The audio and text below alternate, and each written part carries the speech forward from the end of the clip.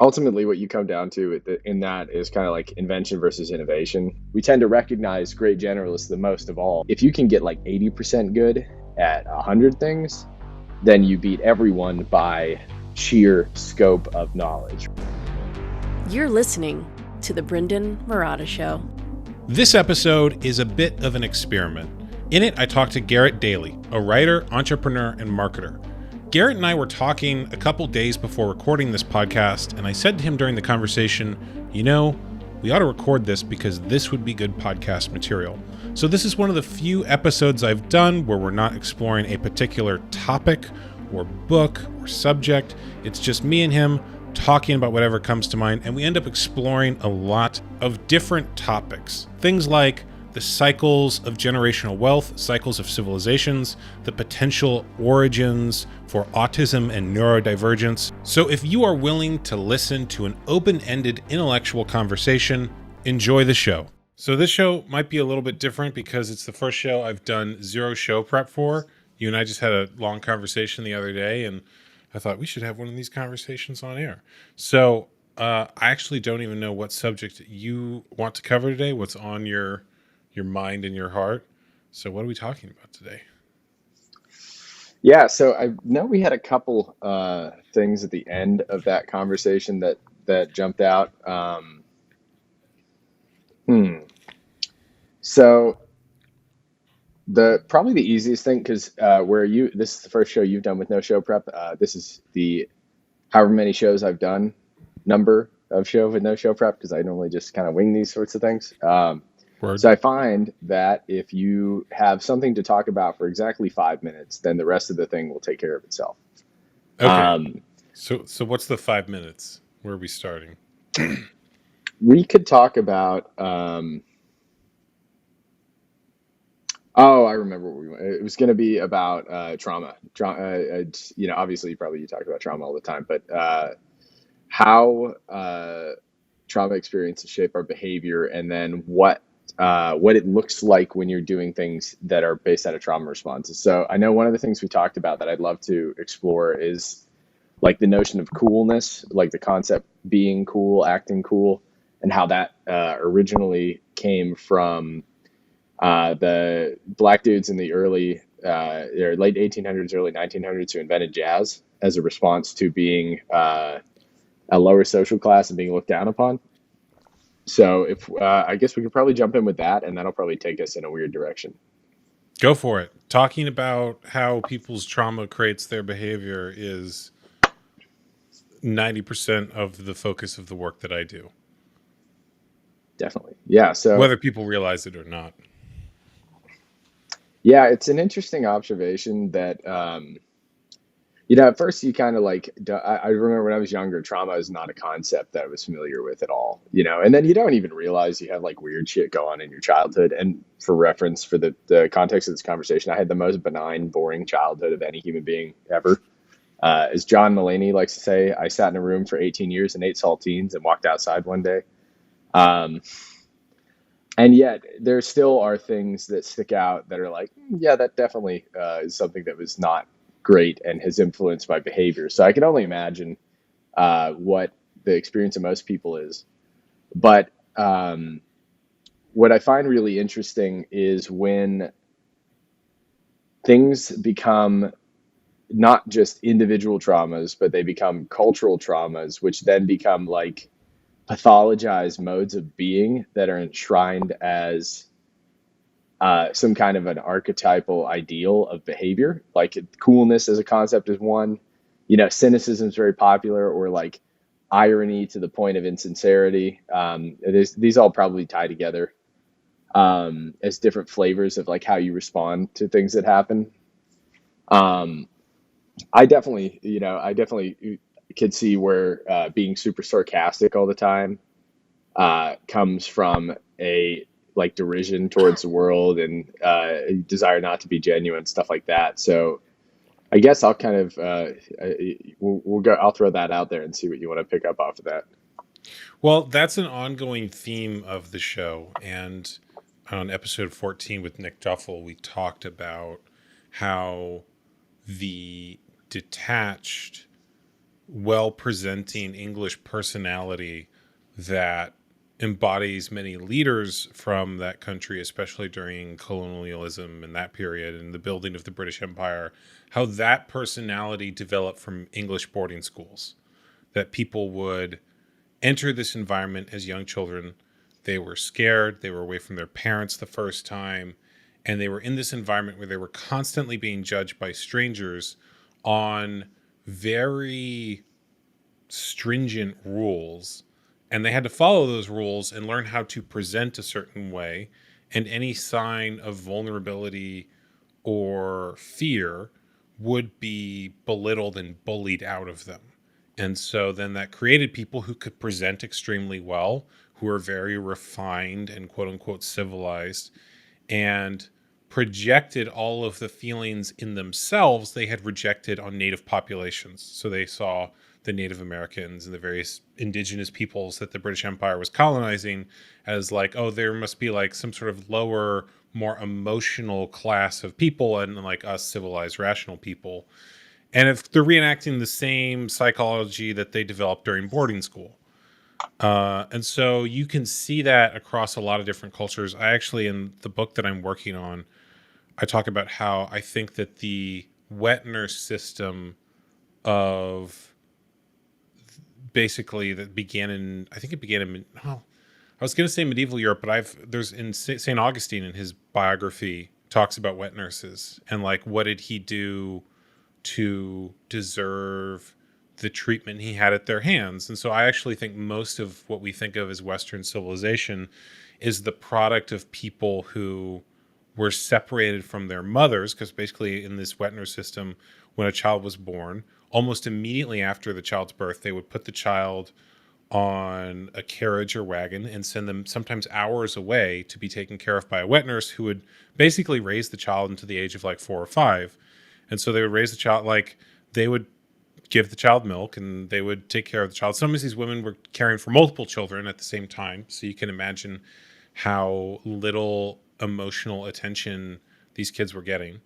And then they would go into a boarding school system and then maybe like as an adult meet their parents for the first time. And so of course that's going to produce people who have like concepts like original sin and think that, oh, there's just something that I was born wrong with to deserve, like, that's the reason the way that I feel that I do is there must have been something wrong with me at birth.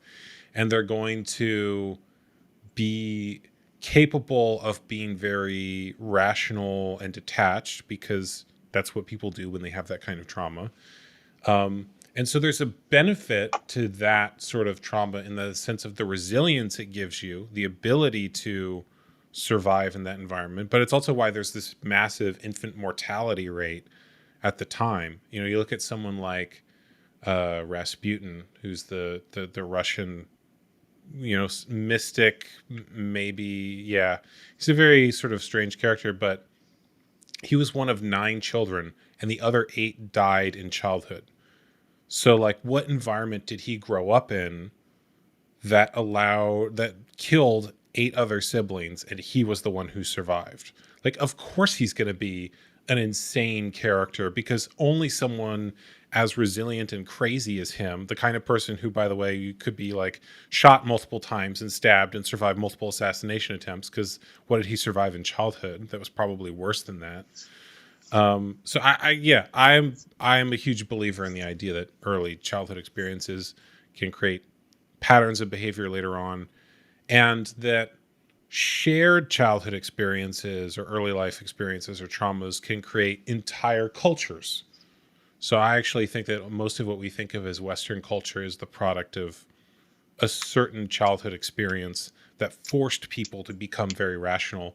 And like, the benefits of that rationality are great. And then also there's a lot in Western civilization that is very clearly the product of trauma and people not being connected to the feelings of others. And so then you have all of the problems that come with that. And that's the critiques people have of Western and European societies, I think, are the result of the downsides of that experience of like, oh, like Why is there so many things where people are just sort of being exploited as a resource instead of being emotionally connected to? It's like, well, because in childhood they were exploited as a resource instead of being emotionally connected to. So they're just repeating the same thing and then building systems on that. Anyway, yes. All that to say, I'm a big believer in the theory of trauma affecting people later in life.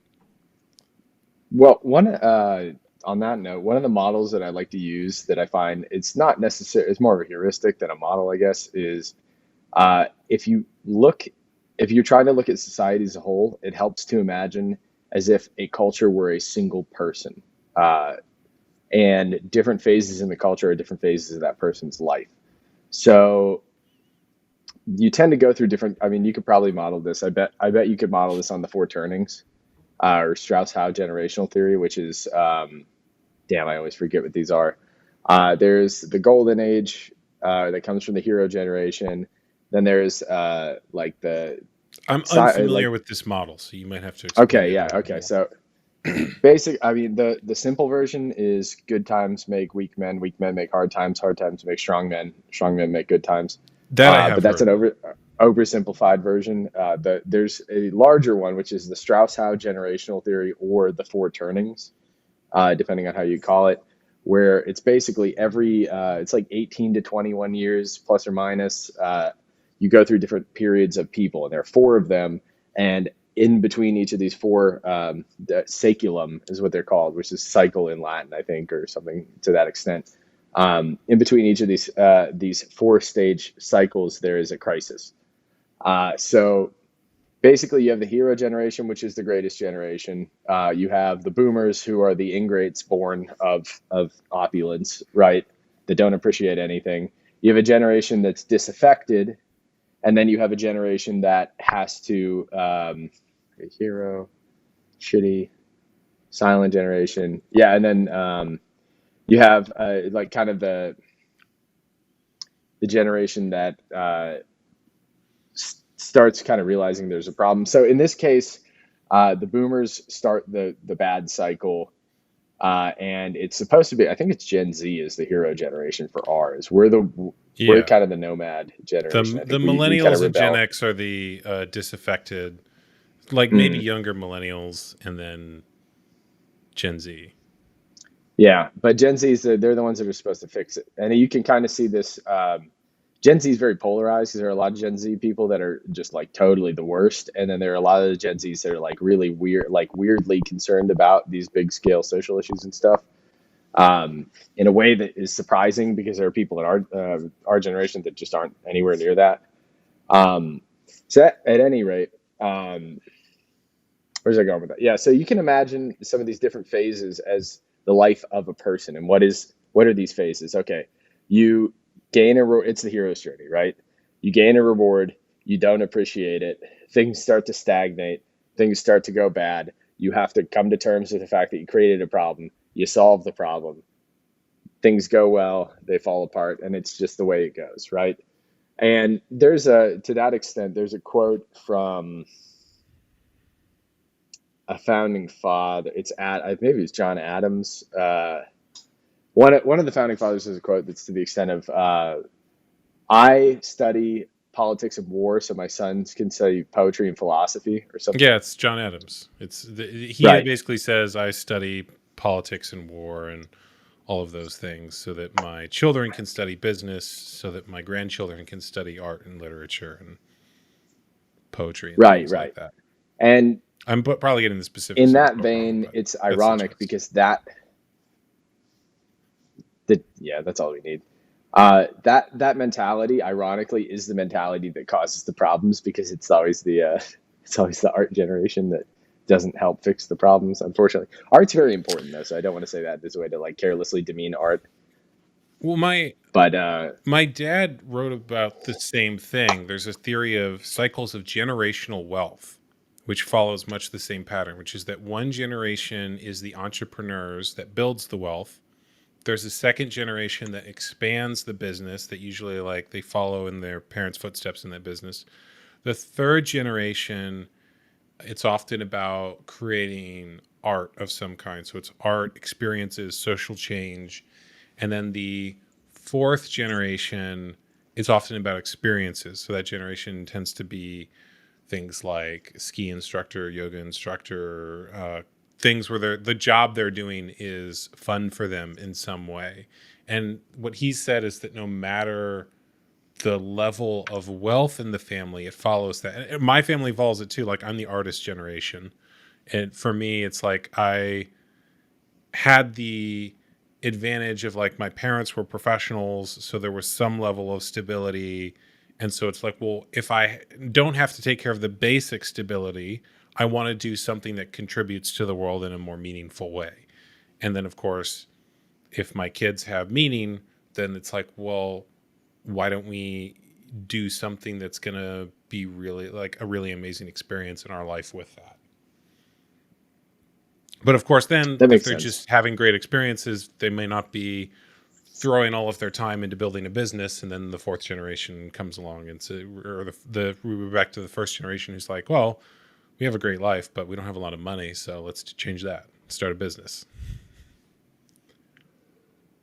There's some irony in that because it kind of shows that no matter what you thought your goals were, there's somebody, your child is going to be dissatisfied by it in some way, right? And thus, Or is it just an evolution like seasons? Like, I don't know. There's 4 seasons too, right? yeah. Well, and I think it's necessary too. I just find it funny. There's an interesting version of that. If you look at the Buddha, right? So before the Buddha is born, his father is this great king, and a mystic comes to him, or a sage or a guru or whatever, holy man of some sort, comes to him and says, "Hey, your son is either going to be the best king in the world, or he's going to be a renunciate, right?" And so the father, after he's born, he doesn't let him see any old people or sick people or feel any suffering or anything. And then it's like his 18th birthday or something. They're having a parade, and they're like going down the street, and he sees out of the corner of his eye, there's some old person who he's never seen before. He's like, "What the fuck is that?" So he hops off the thing, runs out to the river Ganges where they're burning the bodies and they're hiding all the lepers here and stuff. And he's like, "Oh shit." And then he renounces the world, right? Mm. And so it's interesting because had he not done that, had he not tried to hide all the suffering from him, he probably would have just done his job. He would have been a normal person. But because of the immense trauma that comes with 18 years of never seeing suffering and then becoming cognizant of all the suffering in the world, you then realize, oh, no, this is the only thing that I care about because now I understand, right? And so that's like, wow, can you imagine what you think as a result of that? Like, what else don't I know? You're going to now question everything, right? Oh, if they're suffering, then who else must be suffering? You're going to think about the suffering of the world. So if you want a recipe for making a Buddha, that's probably it. But it's interesting because that also kind of follows is that you have the king who's ostensibly has the peak of material success. And then what follows from that is the desire to transcend even total material success, right? Like what's a higher form of success than that? And it may even just be that, like, for example, for me, my dad is he's retired now, but Special Forces Marine. He was, infantry, and then he was scout sniper. Then he was in recon, and then they had this pilot program that was very selective, and that became the Marine Special Operations Command. Now he's the deputy director of the schoolhouse. And so at one point, I'd considered going into the Marines, but I realized very quickly it was like, okay, well, I can go do what he did.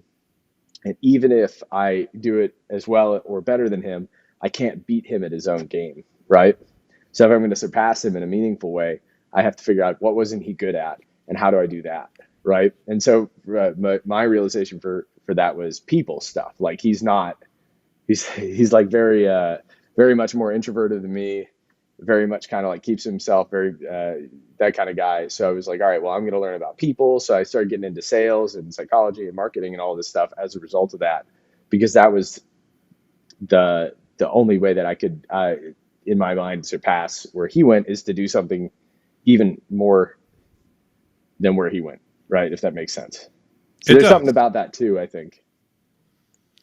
I mean, I think people naturally, if you don't have something or there's a contrast of some kind, you go towards that.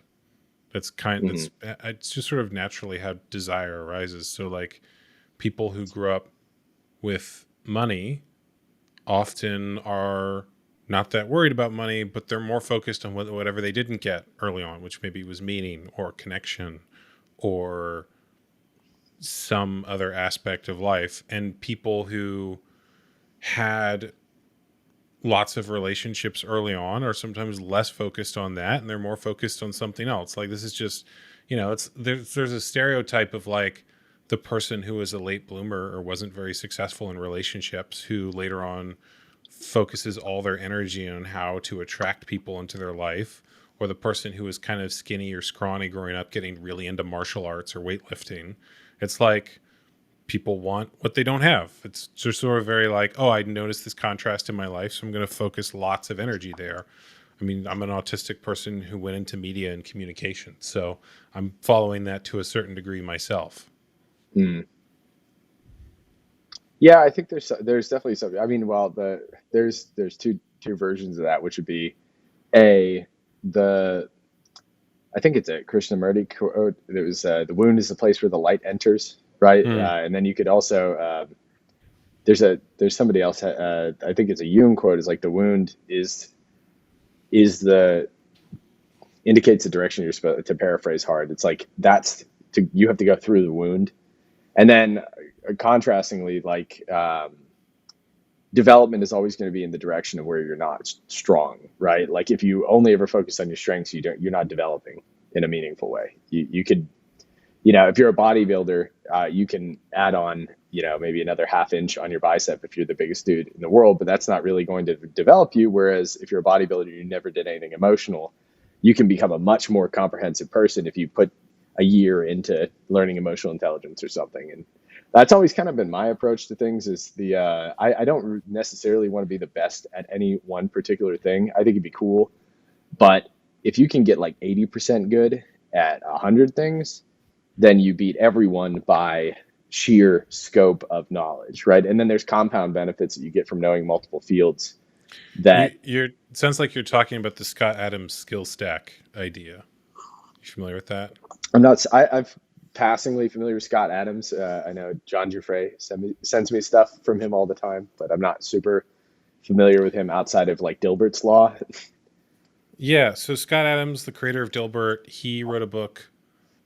I'm blanking on the name of it, even though I've read it and wrote a blog post on it. I think it's called How to Fail at Everything and Still Win Big. And in it, he talks about the concept of a skill stack, which is that each skill you add creates that much more potential for success. And that sometimes success comes not from being the best at any one thing, but having a series of skills that work together. So the example he gives from his own life is that he is a good writer, but he's not the best writer in the world. He's a decent artist, but his art is simple cartoons. It's not the most amazing fine art you've ever seen in the world. And he's pretty funny, but like he's not a stand-up comic. He's not the funniest person in the world, but he's got a good sense of humor. And he's got some business knowledge. He's maybe not the greatest business person who's ever lived, but he's a pretty good business person. Each of those individually is not $1 million skill, but all of them together is Dilbert, which is $1 million property.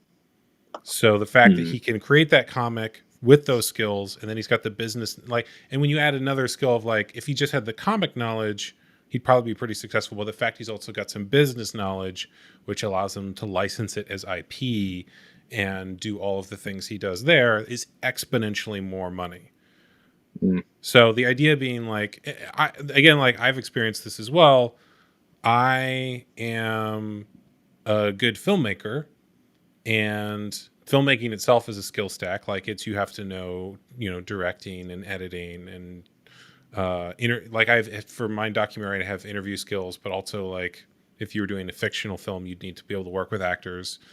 And then on top of that, I can do public speaking, and I can do social media, and I can do some basic website stuff. And so all of these individually might not be a lot, but I can do what I do when I bring all of them together.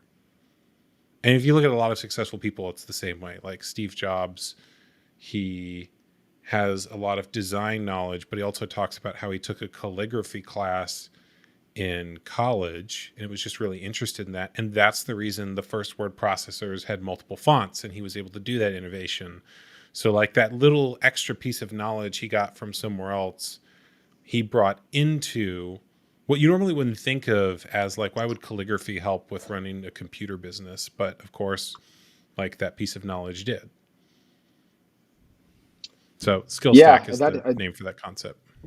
That's a fantastic concept. I mean, that's ultimately what you come down to in that is kind of like invention versus innovation in a sense, because generally, like, okay, if you're Floyd Rose, right, you invent one of the most important inventions in regards to guitars ever because you're the guitar guy, right? You don't I actually don't know who Floyd Rose is, so you'll have to tell me. So generally, most people don't know Floyd Rose the person, but people understand Floyd Rose pickups, which are it's a floating bridge for a guitar, which is where I'm not a music person, so I don't know this. Okay, so basically, have you ever heard a whammy bar before? You know, when someone's playing a guitar and they do that thing and it goes, okay, you know? Okay, I'm familiar with that. Do that. Okay. So in the simplest possible version, at the bottom of the guitar, there's the place where the strings attach. He invented a floating version of this that has locking nuts at the top of the headstock so that the strings stay perfectly in tune even when you're bending the strings, right? So that's not an invention you get from a generalist. That's an invention you get from the fucking guitar guy, right? Like, oh, got it. I know so much about guitars. I can think of this crazy specific thing that so much that he's the guitar guy and they named that piece after him, right? Or like Les Paul, right? The most popular guitar, or probably the second most popular type of guitar, is named after Les Paul, who's the guitar guy, right? But then you have like generalist stuff where you have people that, to throw out like just a weird example, this Matt Bellamy from Muse, is a great guitarist. He's not the best guitarist. He also plays piano and sings and does a lot of other weird shit. He took a guitar and added in a Korg Chaos pad, which is a synthesizer that you touch, and it's a touchpad based synthesizer, right? He took a guitar, cut out a chunk, stuck it in there, and then used it to modulate while he's playing. And that's not like a super guitar guy thing. That's I know a bunch of weird stuff, and here's a crazy idea of connecting the dots. So I guess invention versus innovation kind of follows those two different paths. Whereas having that one specific skill where you're the best at it, you can see how to move forward. But then as a generalist, you have a different kind of perspective. It's more of like, how do I connect unlike things? And ultimately, I think intelligence is at its core pattern recognition, and genius ends up being pattern recognition between unlike things, right? And it's different kinds of genius, because if you look at like, and I think honestly we kind of prize the unlike things genius more, but the genius that built the great stonework, like great works of masonry, pillars and Greek columns and Corinthian shit, all of that stuff comes from these people that individually were amazing experts in their field, right? That could consistently reproduce the shape of a flower with stone. And there's tons of these people, right? They were all hardcore specialists, and they're building on this kind of existing tradition, whereas the generalists actually kind of like break traditions and fuck shit up and aren't always consistently good. But we tend to recognize great generalists the most of all because there's kind of a unifying factor that comes out of that. For example, Einstein, I at least firmly think this. I don't think this is super controversial, but Einstein wasn't just this great physicist because he was a great physicist. Einstein was a great physicist because he read Spinoza, right? So Baruch Spinoza is a 18th century, 17th century philosopher who basically Einstein believed in quote unquote Spinoza's God, which I believe is pantheism, either pantheism or panentheism. They're just different. I don't remember why they're different, being God is everything and God is in everything. But because he read Spinoza, he extrapolated Spinoza into physics, and thus relativity came from his philosophical understanding, right? Which is generally not how you get those ideas. Normally you get people that are like, looking at the math and they're like, oh wait, there's a X missing here, and we can extrapolate this kind of thing from that, is very different from like connecting the unlike dots of like some, abstract philosophy, abstract theology even, into the emerging field of like theoretical physics. Yeah, what it sounds like you're And also describing. that conversation. Go ahead. That conversation. Oh, I was going to say that conversation is a great example of why I'm a generalist and not a specialist, because I just connected Floyd Rose guitars to Spinoza somehow. Yeah. Well, it sounds like also what you're describing is the ability to apply a new perspective to an old problem. So this is one of the things that allows people to create their own field, is when they take those disparate things and put them together. I'm thinking of, there's a book called Blue Ocean Strategy, which is about business. And in it, they talk about how most businesses try to enter a red ocean of competition, meaning like if I want to start a soft drink, well, I'm in competition with huge multinational companies that are already in that space. Even if I want to start a health drink, like maybe, that's different, but there's still a lot of competition there. Whereas like if I wanted to create a drink based on kava, the root that gives like this sort of relaxing feeling, then I would be in a new category. If I was creating like a fizzy kava drink, it's not a soft drink, it's kava, it's something new, but it would taste like a soft drink. And so then I'd be the only one in my category. I would be in a blue ocean, a new category that no one else is competing in yet. And what you're describing is like, it sounds like if you have a new lens on a particular problem, then you're kind of creating a new category. Because one of the examples they give of a blue ocean is Cirque du Soleil. So you can create a blue ocean by taking two existing categories and combining them together. So like health food supplements are an existing category that's tons of competition, and soft drinks are an existing category that has tons of competition. But if I took kava and I combined it with a soft drink and I made like a drink based on it, that's a new category, even though it's just taking two existing ones and putting them together. The example in the book they give is Cirque du Soleil. So Cirque du Soleil is a combination of the circus and stage performances. But it's like not really a circus, and it's also not really just a stage play. It's got a combination of circus acts with the themes and costume design you would see if you were watching a stage production. But now it's its own category, and if I say Cirque du Soleil, you kind of know what I'm talking about.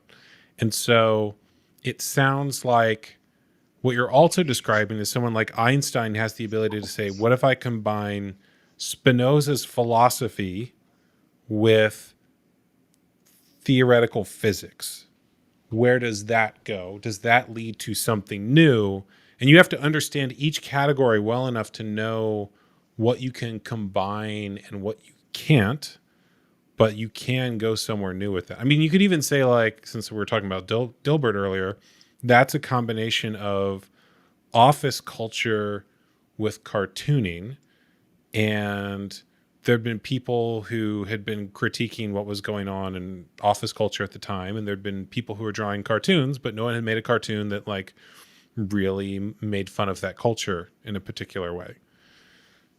So, I mean, I'm actually, my next project follows this category. I'm combining the issue of how we treat children, and in particular, the issue of circumcision, which was the topic of my previous documentary, with critical theory. And like, that's a new lens on the same problem. But once you combine the two, there's something new there that people haven't explored yet, even though like there's tons written about critical theory and there's tons written about how we treat children, but like the two of them together is something new.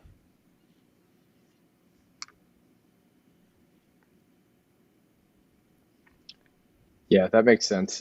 So it's also interesting, I guess, if you pull in Myers-Briggs as a lens here, that the people who maintain, the people who are the specialists tend to be sensors. So the S types, because they have nothing new to add. Well, that's no, because I mean it's very. If you're looking at the same thing with the same lens, then you're going to see the same thing. But on the other, there are things that you get out of sensors you'll never get out of intuitive. So one of the things, like think about Oh, like I the thought you were using Japanese. the word censor as like censorship. No, no, no, no, no. So it's Okay. Sensors. Okay. So people who are the sensing type. So either, in Myers-Briggs, you're either sensing or intuitive, meaning you Okay. either like to do things the way that they've been done before, or you like to extrapolate. Okay. Um, sensors are the reason we have like Japanese level craftsmanship, where you could be the guy who just makes sushi rice for 10 years, right? Like an intuitive person will never be able to do that because they would go fucking insane. I don't know about Um, Myers-Briggs. I think that might be astrology for smart women. No, you're an INTJ. I'm also an INTJ. Kiara Bickers is an INTJ. He's good people. He's INTJ master race. But no, What? I mean Hold on. just I didn't even more know what in. INTJ is. You're making jokes. Just So there. Okay, so there's 16. For before we get into, I will diffuse the astrology component of this. So Myers-Briggs is based on Jungian typology, which means there are four methods by which we receive information from the world. Right. This is sensing, meaning past experiences, direct sensory information, right? okay. Technically, all information comes from sensing at its core, but how we process that information differs, right? Okay. Intuition, which is can I extrapolate based on these concepts, which is what we've just been describing, right? Thinking is can I logically, do Boolean operators and Aristotelian logic and shit, and feeling, which most people actually don't think is terribly valid, but I think you probably are more familiar with the fact that emotions actually matter and are a good way to deal with the world. We just demonize the shit out of it because of Western culture. So Mm-hmm. then on top of that, you have all of these functions. There is an order that they go in. There are four of them. They can all be interchanged, and they will either be oriented introverted or extroverted. So whatever your lead function is when we say this person is an introvert or an extrovert, what do you lead with? So for an INTJ is introverted intuition. They also alternate so it'll be introverted, extrovert, or vice versa. Okay. So introverted intuition, meaning internally processing large amounts of data before reaching a conclusion, right? It's intuitive. It comes from the gut or from whatever. Then extroverted thinking, meaning how do I apply these big concepts to the world in a functional way, right? You're testing against reality. You're saying this needs to be useful, practical, efficient. Introverted feeling, so what your internal values are, what you think about things, not what other people think about things. Mm-hmm. And then extroverted sensing, which I don't know exactly. Extroverted sensing means like, does this work in reality? Has this worked in the past? But that's the inferior function because it's at the bottom. So it's not Got something that, it. So you think about it a bunch, you see how you feel about it, and well, then you it's not test it, see if intuition it and thinking works. are intuition and thinking are different. Okay. So intuition is more of an unconscious process, right? Your brain, if you ever have had flashes of insight, Sure. that's intuition at work. Okay. Insight is a component of intuition, whereas your brain, I mean, we consciously thinking about things is also one of our strong suits. So like manually solving a problem, but intuition is your gut when it spits out the right answer. You say, "Oh, I know what to do," right? Or you've Mm. got a read on that person when you meet them, and you're like, "Yeah, 100%." And you find out later you were right. But if you ever ignore that part of yourself, you're like, "Well, that was stupid." And eventually you learn to trust your intuition because your intuition is valid, just like your feelings are valid, just like what worked in the past is sometimes valid, just like thinking is valid, right? But they're Yeah. situational. So the mistake that people make when they refer to the Myers-Briggs is they think that the test is accurate when the test is not accurate. Each person has an orientation that encompasses all four of these things. They have a priority order in which they use them, and they have an orientation as to whether they're introverted or extroverted. And so the test has given it a very bad rap because the test mistypes people all the time, and then people think it's astrological or something. But the functions are Jungian, and Jung, I don't know, there's nobody else I would put as high on the pedestal of really knowing what the fuck the brain does as him. He's also kind of nuts, but I like nuts people. But he's a genius. And also, if somebody can give me a fifth function, like a fifth way of interfacing with reality that isn't one of those four things, I would love to hear it. I don't think there is one. It would be like a psychic thing, maybe. I don't know. But otherwise, I'm convinced there are just four. Um, at any rate, uh, the the types are, a hierarchy of these four things in specific orders, and there are predictable behaviors about these sorts of people because if you process information in a certain way, you get a certain result, regardless of the information itself. People just behave predictably. So INTJs are generally have what is called the death stare, which is a very non-expressive resting bitch face kind of thing. They are known to be big picture systems thinkers that are very dispassionate, probably the most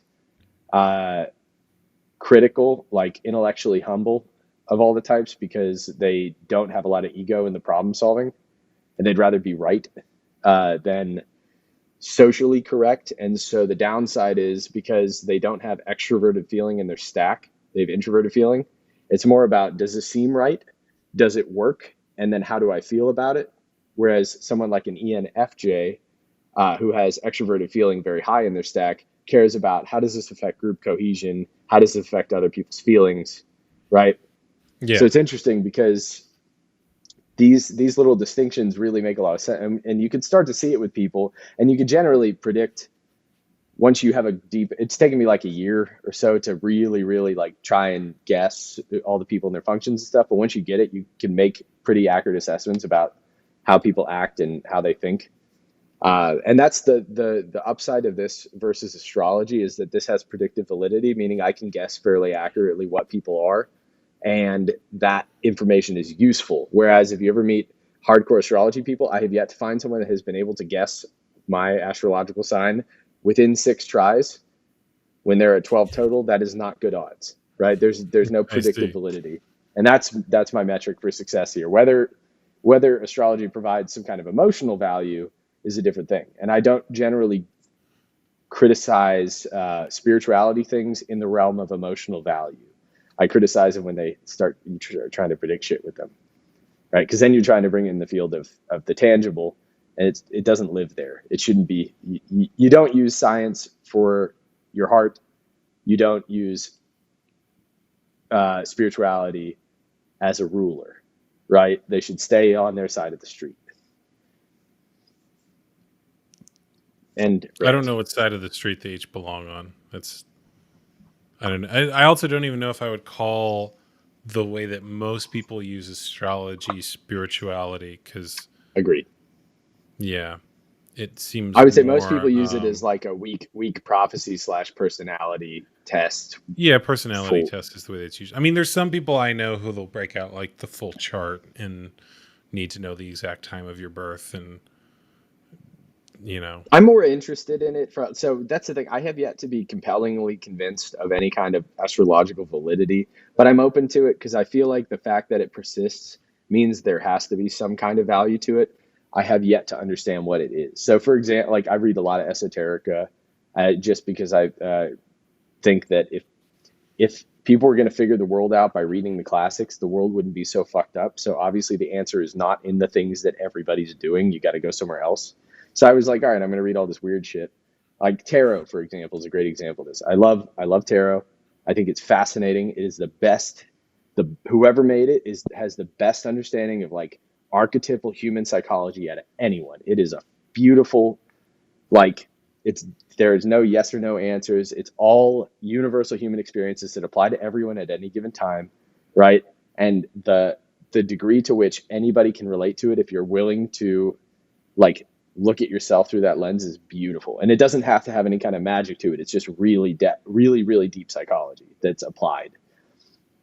So I have to imagine at some point, someone who really gets astrology is going to explain it to me in a way that makes sense. So I'm open to it, but I have yet to be impressed. And I generally do just ask people like, oh, what type am I? And then they never guess. And that's until somebody can guess correctly, then I'll be like, all right, why? How do you know that? But it's 1 in 12. It can't be that hard.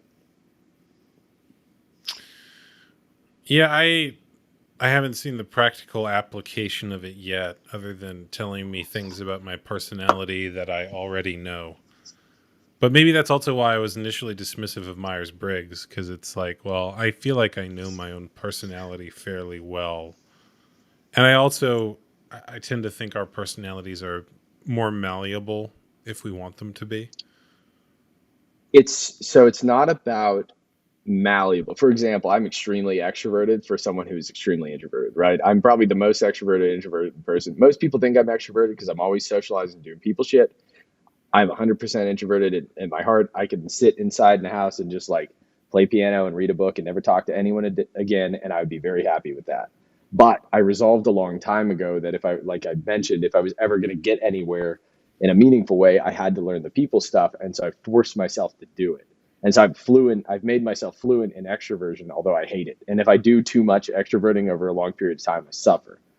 Um, so they're not rigid. It's simply just you have preferences, right? That part is pretty much built in. I don't know whether it's an ingrained thing or it's a what were you rewarded for or punished for in childhood sort of thing. Obviously, like my family's pretty supportive and stuff, but they're I mean, not very emotional. you're getting into the nature nurture thing, and that's always hard to predict too, because the people who are nurturing you are usually also the people who you got your genes from.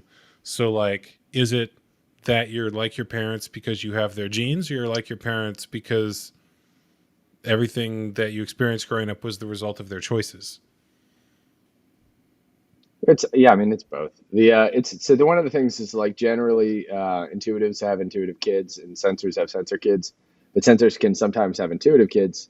Although sensing and intuition correlate with IQ pretty strongly. So, I mean there are smart sensors, but it's a different kind of intelligence. But generally, like your prototypical uh, nerd is an INTP. Like the ideal academic is an INTP because they're very good specialists. Whereas I am an INTJ. I would guess you are an INTJ. We're good generalists, right? I abhor if I had to learn one thing forever, it would destroy me. I need to look at more stuff and know the bigger picture. But INTPs don't have that problem, and they tend to be even a little bit smarter. They just have the issue of blinders because they're about their subject and they're willing to cast aside a lot of other things as a result of that because they lead with introverted thinking instead of introverted intuition. So it's more about the logical thing and less about the making intuitive leaps, which leads you to other fields of study. Um, and so there are people who buck the template for these things. It's not about like rigid categories. It's about how do you prefer to interact with the world, right? And for me, that's intuition. I'm going to be driven by whatever my gut says about things, and then I'm going to think about it and try and apply that to what I'm doing. You know, taking this full circle, it sounds like that you use this as a tool to predict what sort of behavior the people you meet are going to have and how they see the world. You're building a model of their model of the world. And I generally use childhood experiences the same way. If I hear even a little bit about someone's childhood, I can often read into what their adult patterns are. And it's to the point where I can sometimes do it in reverse. I'll spot someone acting in a certain way and be able to predict certain things about what their childhood was like based on that. And I found that those cold reads are usually right. That I can see like, oh, like you were socially rewarded for this growing up, or you had this sort of experience. And there's certain, I also noticed that whenever I really don't get someone or their behavior, I often learn that they've had the opposite coping strategy for something in childhood. And I'll learn like, oh, you had the same experience as me, but like you were rewarded for the opposite behavior in that experience. Like you were like in that experience for you, like this behavior worked, whereas like that would have destroyed me if I'd tried to use that solution in my particular environment. Mm. Yeah, it's very interesting, and that's the thing too now, because I've been living with an ENFJ for a couple months, and seeing for me who all of my social skills are 100% learned, right? This is why I like Myers-Briggs because I find it super useful.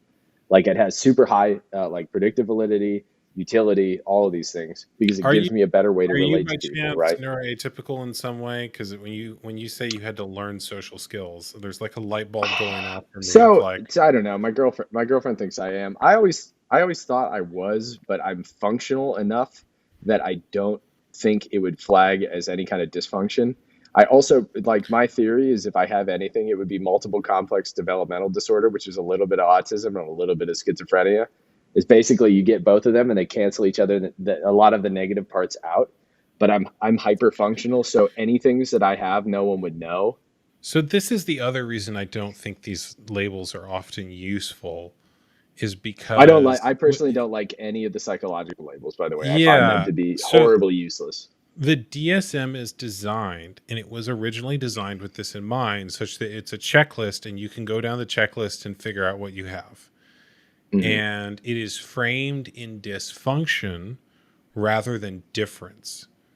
So you can't get medication unless there's something wrong with you. But if there's just something different about you, psychology, at least in its current form, does not really have a way to process that.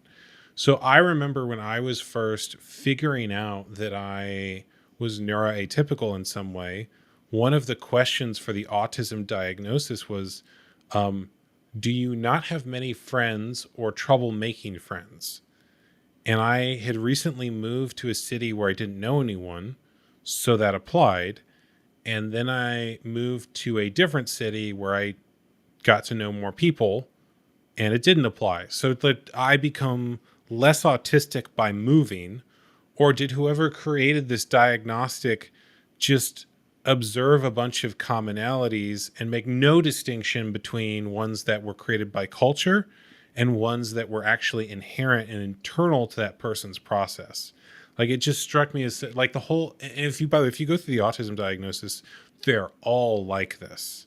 They're all very clearly a neurotypical person looking at autistic people and making a checklist based on that of like, well, it seems like a lot of you are this way. And it's like, but you have no idea why they're that way. You have no idea what internal behavior or internal representation or way of thinking is creating that behavior. And so I feel like, at least with autism, there's probably 20 different things that are all being categorized as autism, and the internal behavior for all of them, or the internal like processing for all of them, might be different. And my guess is that's probably true for other forms of neurodivergence, that just like someone was staring at it and it was just I guess I don't buy that entirely different, like that the a checklist is the way to understand someone's internal reality. Oh, yeah, 100%. So here's there's an absurd kind of statement for humor. The guy, L. Ron Hubbard, the guy who founded Scientology, was convinced that psychiatry was bullshit. And while He's Scientology is right about also that, by the bullshit, way. yeah, I tend to agree. I tend to agree with him in that one thing, and everything else is insane. But it's just I find that to be hilarious. So the issue, I think, we just like don't understand. Really, those cognitive functions matter, right? There are different ways that we interface with the world. For people who are thinking types, right, and intuitive types have a really hard time dealing with sensors. Like, the boring ass parents that go to church on Sunday and they have a kid who's into like heavy metal music or like art or whatever. There's not something wrong with the kid. You just have people whose fundamental worldview is not compatible because they see the world differently, right? Sensing versus intuition is a huge difference because the intuitive kid sees all the holes in their shit, whereas the sensors just do what they've been taught, right? Similarly, thinkers versus feelers, and especially the intuitive thinking types, INTJs, INTPs, ENTJs, ENTPs, which is basically INTJs are architects, INTPs are like academic types. ENTJs are going to be like your like Machiavellian politician types, very like corporate psychopath kind of people, and ENTPs are more like entrepreneurial but like whimsical and kind of fun. They're still edgy and shit, but um, these types of This is the people, part, though. This is the part where it feels like astrology to me when you're saying they're this kind of type. Like, because it's autism gets that too. It's like, oh, you must be like an engineering techie type. And it's like, No, like There's you can do if any particular role with this well, that's what I'm saying. mindset You if can you do know how whatever to you apply want, it correctly. but okay, let's put it this way. If I asked you to pick one mechanical job, like cutting down trees or building houses or drafting up sketches for architecture, and do that for the rest of your life, would it fucking kill you to do that? Depends on the way they approached it. How long do you reasonably think you could maintain doing that with a high level of enthusiasm? Which one? Any of those in particular. Drafting So seems the most interesting because you could probably find cooler ways to do it, but there's not 1,000 ways to cut down a tree. Well, there probably are, but there's not 1,000 see, efficient I ways to feel cut down like a I tree. would want to create a system for chopping down trees, and then I would And become excited about that system and way of applying it. right, and that is why you are not a censor, right? That's so. There's also a whole theory of autism that I read that basically said that autism evolved for solo hunting. And one of the things they described is that a lot of autistic people, when they walk on the front part of their foot with the back of their heel off the ground. And I've talked to a number of autistic people who all report the same thing, that they're like, oh yeah, I walk that way. I Or do that. things like, yeah, or things like wearing shoes around the house being really common for autistic people. That was another one that I've noticed. But the reason for the ball of the foot off the ground is there's this whole theory that autism evolved for solo hunting. So neurotypical people evolved for group cohesion, and their method of hunting, back in hunter-gatherer times, was that they would surround and corner the animal. So if you have a whole group of people, you form a circle around the animal, you close in, the animal has no way to escape. The important thing in that hunting method is group cohesion, because if one person leaves their spot, then the animal escapes. For an autistic person, if you're solo hunting, the way that you hunt is through laying traps or sneaking up on the animal. And so to do that, you need an incredible attention to detail, and you need the ability to think very systematically and plan things out. And more people trying to sneak up on something means more of a chance of someone messing up. And so, like, for an autistic person, one of the worst environments is a group project where other people don't have the same attention to detail. Because again, if you're solo hunting, the evolution is for like, how do I get everything perfect such that this animal doesn't see the trap I've laid for them?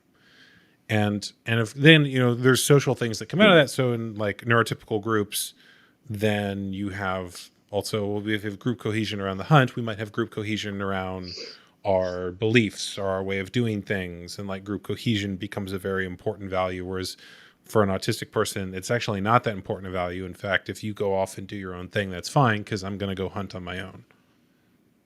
If, and again, Yeah, like, that's this a is a really theory, good we don't know argument. exactly. I don't know. That might be the best argument for my own autism possible. But so if that's the case, when I was a kid, I was terrible at team sports and team projects and shit. The only sports that I liked were Brazilian Jiu-Jitsu and cross country, which are Solo. Brazilian So they're Jiu-Jitsu. like, There's that's no like the team, most, and cross country is like literally, a team sport.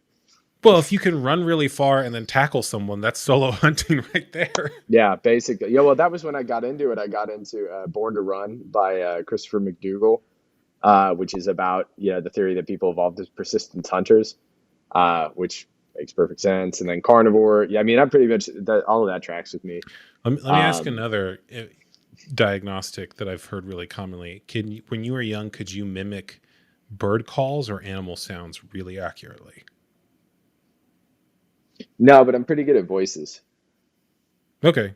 I mean, maybe, I don't know. Oh, well, that's I don't another know. commonality I've heard from both people looking at autism in kids and then adults I've talked to who are also on the spectrum, is this incredible ability. Like, my family told me this when I was young, I could like mimic bird sounds perfectly, which again, if you're solo hunting, that's a really useful skill. Yeah. Well, also, so what I think it would be even in that is there's the ability to understand the quality of a thing. Do you know what I mean by like I'm using that word very not quality as in this is a well-made leather bag, but the nature of a thing. Mm-hmm. Did you ever read Zen and the Art of Motorcycle Maintenance? I have it on my shelf. I've had it for like Oh, 10 it's years so on my good. shelf, and It's I've so good. never. You I should read keep it. being told it's just I never get around to it. Basically, it's Robert M. Persig tries to define what the essence of quality is, and then the second book is Lila, which people don't know there's a sequel to it, but there's a sequel where it's him living on a houseboat banging some chick, which is really funny because the first one's very wholesome and in part. And the second one is not wholesome at all, but it does have the greatest line that I'm going to butcher. I always forget it, but the greatest line ever penned by a human being, which is, "I wanted to do what everyone wanted to do. Talk metaphysics and pick up chicks at the bar," or something like that. Is like, man, no one thinks that. Nobody wants to do that. That's I found that anyway. line incredibly relatable. How dare you? I know, right? That's I have that. It pops up once a year on my Facebook because I shared it. I was like, this is the best line I've ever seen. But it's just an absurd I don't know. So anyway, the idea It's the of contrast between those two ideas, I think. Right, yeah, because he's like, man, that's a well-rounded person. Mm-hmm. But the essence of what he's talking about in the book is this idea of quality, of what constitutes a thing, how do people recognize quality, why is this better than that kind of shit. And there's something about that which is like, I'm not the world's best graphic designer. I do design, but I do know the difference between good and bad innately, right? And that thing, I see people who are even better at design than me that then don't know the difference, or like people that don't get it at all. I always wonder what that thing is. And it does seem to correlate with like people, the better people are with people shit, the worse they are at this, right? If you're good at people shit, you don't understand. And maybe the fact that you don't know, hey, this is better than that, allows you to fit in with the group better because you're not, either you've suppressed your ability to know, actually, this is better and you're doing bad work and you just kind of go with it. But then you see like, man, there's so many brands that suck and websites that suck and all these different things. And it's like, how did nobody stop them, right? How did nobody come in and say, wait, what the fuck are you doing? This is terrible. Why do bad things get made and then are successful? You know what I mean? And is that because it's my own personal ideas about good and bad?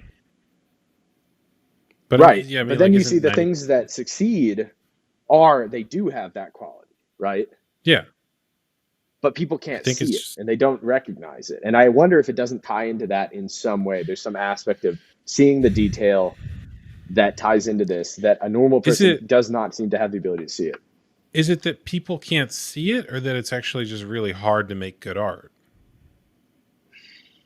No, I think it's different. There's a concept that somebody talked about, which is like, it's like I think it might have been a Zen Pencils comic or something. Fantastic blog, by the way, zenpencils.com, I think. But where it's like, when you start out making art, you start because you have good taste and you know what's good, but you realize the gap between your taste and your skill is huge. So everything you make sucks. And even if it doesn't suck, it could be here, and that drives you on. So I think there's some element of that to it. Thank you for listening to the show. I'm actually going to end the episode here because in the second hour, we talk about a communication system I created called language alignment that borrows from critical theory, from neurolinguistic programming, from ideas about how autistic and neurodivergent people think. And I'm not ready to put that out there yet. What we tested was an early version of that system, and I think it's something that I might put in a course in the future or teach a class on in some form. So I'm going to end the episode there. I know it's a bit of an abrupt ending.